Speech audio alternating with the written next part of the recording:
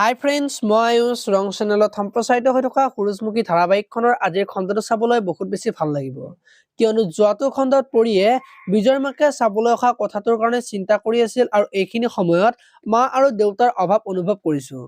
বিয়া বাৰুৰ কথাত ঘৰৰ মূল মানুহজনৰ বৰ প্ৰয়োজন বুলি কৈছিল আৰু মই দেউতাৰ খবৰ নোপোৱালৈকে মই কিন্তু বিয়াত নবহো। মোৰ কন্যাদান দেউতাই কৰিব লাগিব বুলি সোণৰ আগত কোৱা দেখিবলৈ পাইছিল। আজিৰ খণ্ডটোত অংশুৰ আগত বিজয়ৰ মাকে যে পৰীক চাবলৈ আহিব সেই কথাটো পৰিয়ে অংশুক কব আৰু তই মন মাৰি যে আছা অনুস্মিতাৰ কাৰণে নেকি বুলি সুধিব।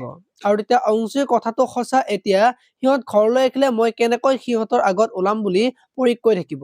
এতিয়া বাৰু পৰিয়ে অংশুক কি কব দেখিবলৈ পাব আজিৰ খণ্ডটোত। ইফালে আকৌ সোণ যাবলৈ ওলাই গাড়ীখন মচি থাকিব আৰু তেতিয়া সোণহঁতৰ ঘৰলৈ ত্ৰিদীপ যাব আৰু সোণে ত্ৰিদীপক দেখি আচৰিত হব আৰু ত্ৰিদীপে সোণৰ আগত অলপ কথা আছে বুলি কব।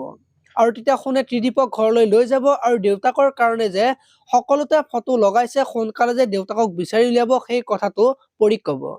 এতিয়া বাৰু ত্ৰিদীপে পৰীৰ মন জয় কৰিব পাৰিবনে দেখিবলৈ পাব আজিৰ খণ্ডটো। আনফালে আকৌ পৰীক চাব অহাৰ কাৰণে ৰত্নই পৰীক সজাই দি থাকিব আৰু সোণে সকলো যোগাৰ কৰি ভাড়া থকা বুলি গুচি যাব আৰু পৰীৰ মাকে সোণক বাহিৰত দেখা পাব। এতিয়া বাৰু সোণে যে পৰীৰ ভায়েক সেই কথাটো গম পাই মাকে বাৰু পৰীক পচন্দ কৰিবনে দেখিবলৈ পাব আজিৰ খণ্ডটো। আপোনালোকে সূৰুযমুখী ধাৰাবাহিকখন চাই কেনেকুৱা পাই কমেন্ট কৰি জনাব আৰু যদি আপোনালোকে এতিয়ালৈকে চেনেলটো ছাবস্ক্ৰাইব কৰা নাই তেতিয়াহ'লে চেনেলটো ছাবস্ক্ৰাইব কৰি ভিডিঅ'টোত এটা লাইক কৰি দিব। ধন্যবাদ।